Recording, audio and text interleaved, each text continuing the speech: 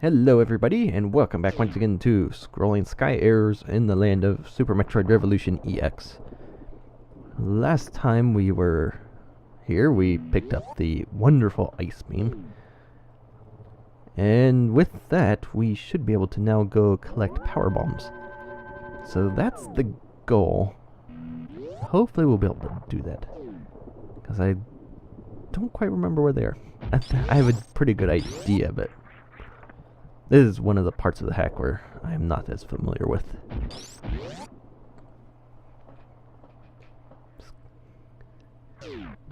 I think it's kind of sad sometimes I remember stuff in hacks like I do. It's like, oh yeah, that was here. It's like, good grief, I spend too much time with this. Maybe. I don't know about that. They are fun to play. I went down here because we want to head back to this place. Because if you remember those Metroid thingies that we grappled to death, where we got grapple beam of all things, there was a ripper floating just above water where grapple blocks were. Now that we have ice beam, we can freeze that. And I believe that is where power bombs are. I could be wrong, but I don't think so, because I don't know where else we need to go right now. Of course, I'm probably wrong, and I end up having to go somewhere else where I have no idea where. So that will be fun, but we'll see.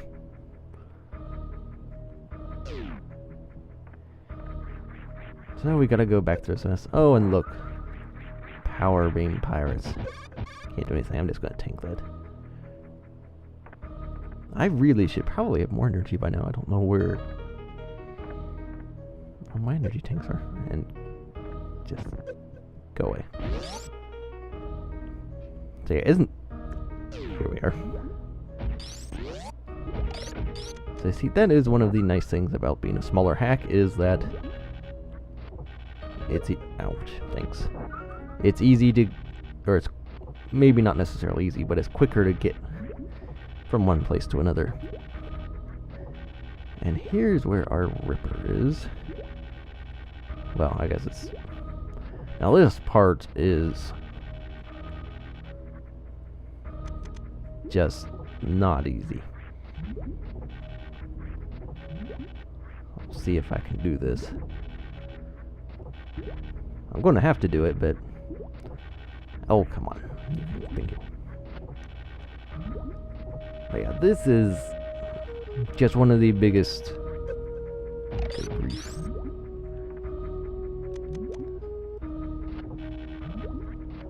I like how that one Metroid shell was frozen. I think I can do this with the easier way. I hope I can, because...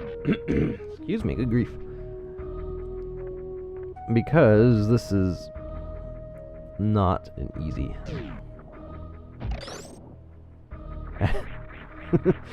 Just like that.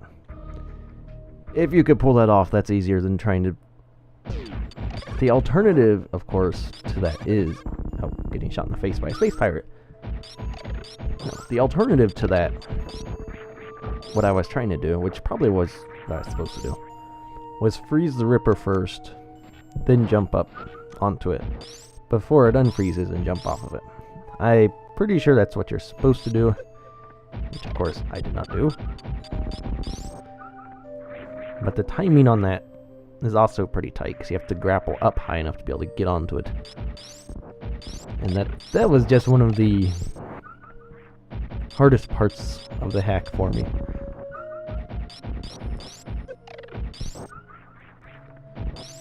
So an interesting quote. Good grief. I need to drink some more. Maybe something a little stronger than water.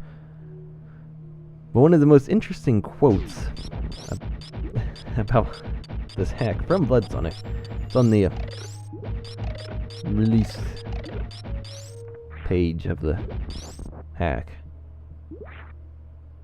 Oh, is this power bombs? Oh, good. Good. Okay. Power bombs. So with this, we can get high jump and then climb up.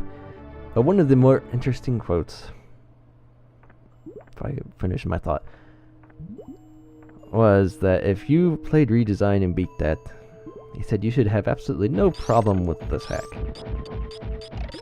And that is something that is completely untrue.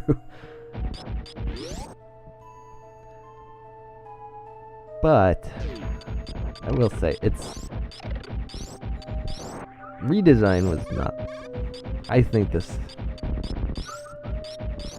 hack was harder than Redesign, but that kind of brings up an interesting point about how, people who make the hacks have a normally very different opinion about the hack than pretty much everyone who plays it. Like, he didn't think this hack would be that hard if you ever beat Redesign, so this won't be an issue. And that is not true. And I'm pretty sure almost everybody who's made a hack has come up with and thought that something similar along the lines where that's a weird glitch. But I'm pretty sure everyone thought something similar to that. I thought something similar to So Little Time, where I was like, oh, they'll figure this out. They'll just get a piece of paper, draw a map, it'll be easy. Nope, no one did. Well, one person did, but he also lost his sanity.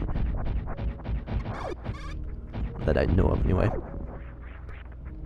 So I didn't think the hack would be that hard. It came out to be something a lot different.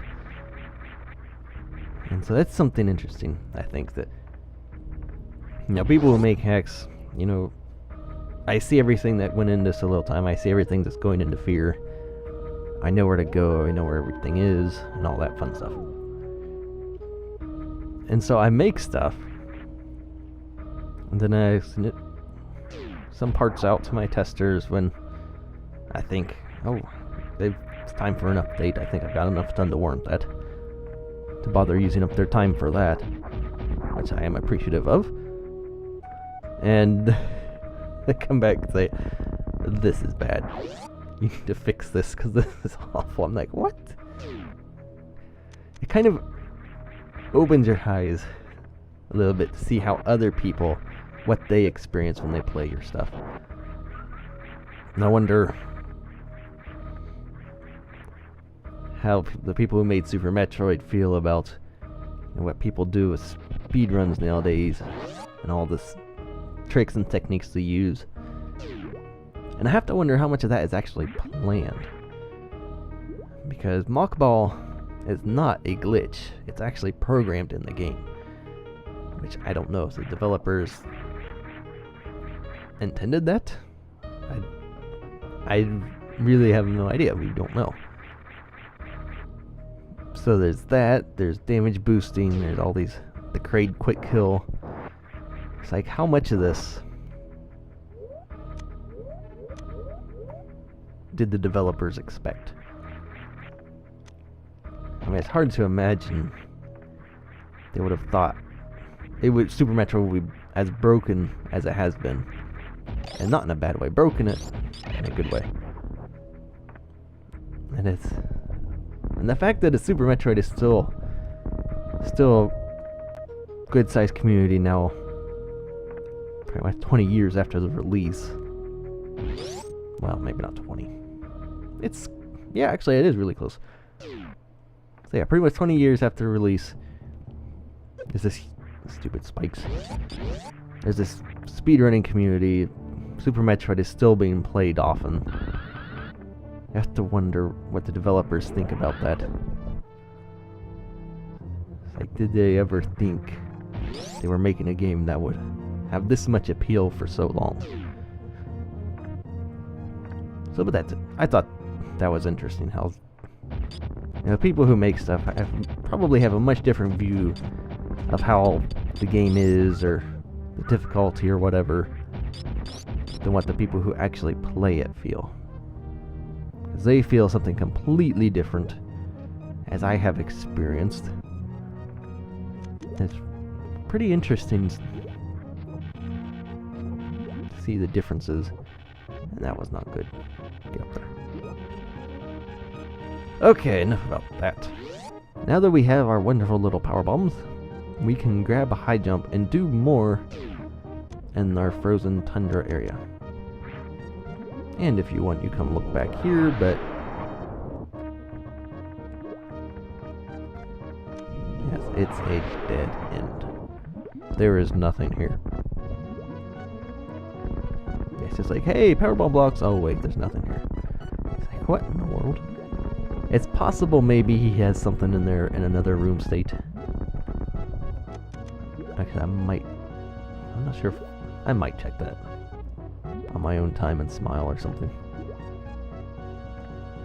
So here we go. Grab high jump boots, and this will let us jump up that watery, snowy cave. Yay for high jump boots.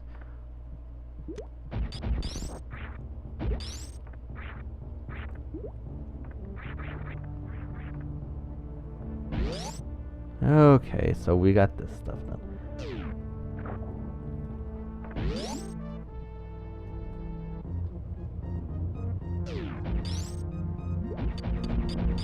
And now with that, we can get up this thing. More ice pirates. Apparently they don't need to breathe because they're pirates or whatever. And here we have fun crumble jumping section. Which, crumble jumping is something people just don't like, I guess. I don't mind it so much, but it is a little bit weird in the timing. And here you have to do a shine spark. And you have to be pretty good on timing because there's an item we can get there. This room is just a long hallway for your speed boost. Which that is actually a pretty good hint that, hey, use this discharge of shine spark. It's like, duh. So what we need to do is actually charge the shine spark in the first place, because that would be the most helpful in this situation. I think I'm not going to do it. Well, this is turning out to be a train wreck. Open up.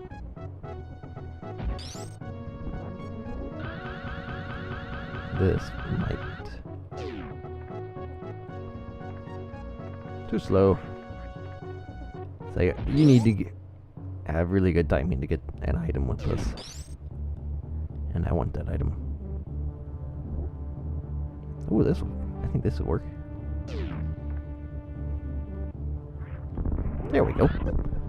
Yes, the furthest edge, and then you can get power bombs if you're good. Don't miss them.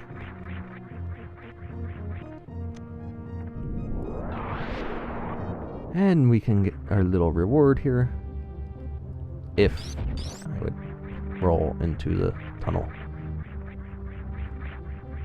Get in there. In there.